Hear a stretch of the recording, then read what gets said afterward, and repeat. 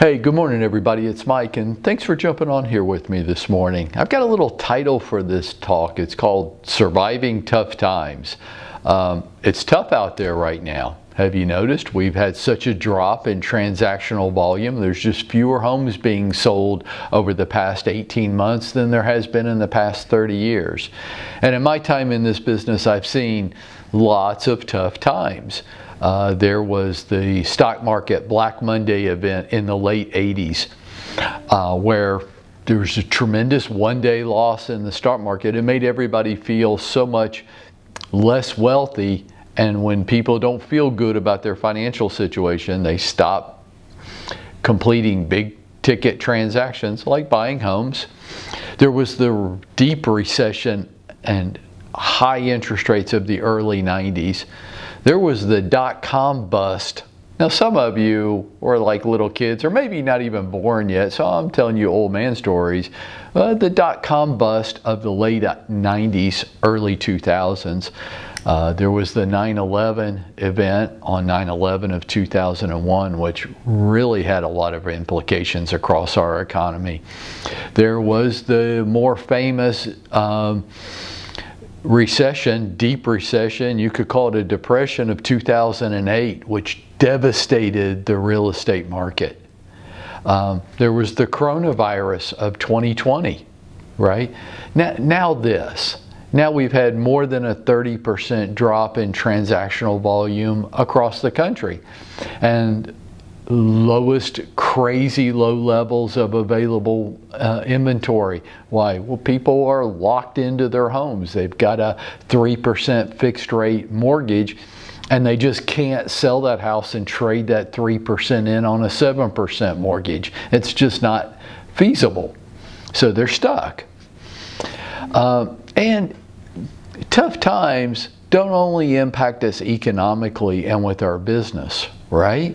They can impact us in our personal lives, in our relationships. At any given time, all of us in our small little group here, many of us, most of us, almost all of us are going through crises in our personal lives.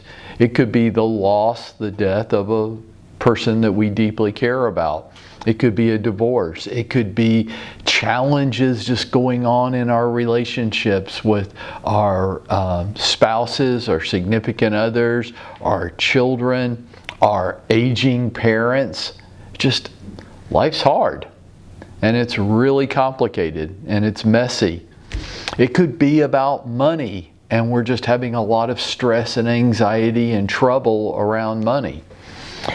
And this morning, I just wanted to give you some observations. I've had to live through all of this and go through it so many times that as I sit here and speak with you this morning, I can offer you some reflections on what I did that worked and maybe what I should have done that would have helped me. And the first one I'm going to emphasize to you is the most important. It's diet and exercise. It's diet and exercise, and I know you roll your eyes at me, but it's diet and exercise. Sugar, salt, fat, caffeine, drugs, alcohol in our bodies just makes it so much harder to deal with the stress and anxieties that we face. It's called comfort food for a reason. We eat it because we're trying to change how we feel. We know we shouldn't eat the donuts on Wednesday morning. There's nobody here that doesn't think, I probably shouldn't eat this, but we do because we want to feel different. And the sugar makes us feel different. It gives us a sugar high. The salt, the fat, the caffeine, the drugs, the alcohol, we do all these things for one reason only, to change how we feel, because we don't like how we feel now. But it just makes it so much harder. It makes our bodies so much more difficult for our bodies to handle the emotions that we have to deal with every day. If I have too much caffeine or sugar in my bloodstream, I'm not going to handle the emotions very effectively. So diet and exercise. The exercise just simply allows us to govern our emotional state and to give us the stamina and endurance that we need to deal with all the stuff that's going on all the time. It seemingly never ends. Diet and exercise sure will help. Start earlier each day. This is something I was forced to learn. I was forced to learn it. It didn't come naturally to me. I fought it just like you're fighting it. But it is an effective strategy to deal with change. Why? To get out ahead of the day.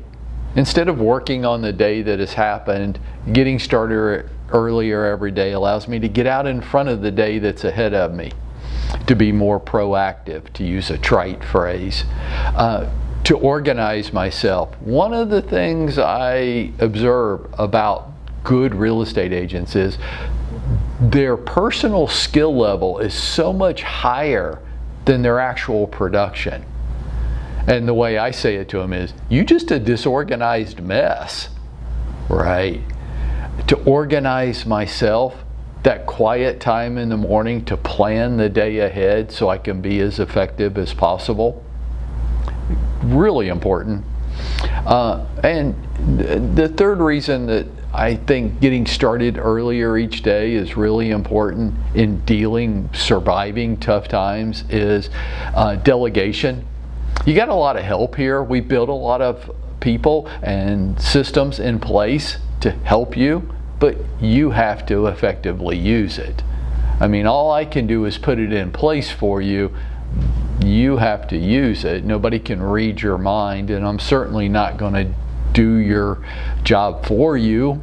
Otherwise, what do we need you for?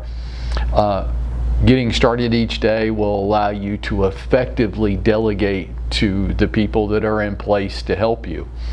If you get started too late in the morning, you're behind. You'll be behind the rest of the day. There are people in place whose job it is to help you, but you won't be able to take advantage of it.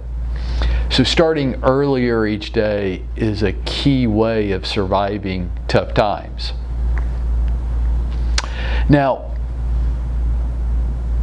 my next point is one that I know nobody's going to like, but I have to say it.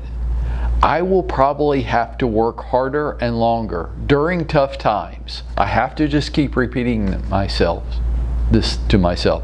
I will probably have to work harder and longer just to deal with the reality of the marketplace. Maybe to just do the same or maybe even less than I did last year. This marketplace is going to require me to work harder and longer than I ever have before to maybe still not even do as much. And that sucks. But I think it's just the reality of tough times. And tough times don't last. See, watch, I do a little cliche on you this morning. Tough times don't last. They don't. Tough people do. And I want you to last. Sometimes I have to spend a lot more time and effort than at other times. And this is one of those times. Cold, hard realities, but true. I have to adjust during tough times. I have to adjust my diet and exercise just to deal with it. I probably have to start earlier than I ever have before just to deal with it. I probably will have to work harder and longer just to deal with it. And that's okay. We'll cycle out of this. We always have. We always will. We'll cycle out of it. And for those of you that adjust like this, you pivot, you'll be better positioned when the market does start to normalize and balance a little bit. You'll be surging into it. You'll have a running start while, thousands and thousands of others have left, exited the business, or are just sitting, hiding under their bed, sucking their thumb and waiting for the all clear sign to come out. You'll be surging into it. And folks, that's how you're going to go out and make it happen for yourself today.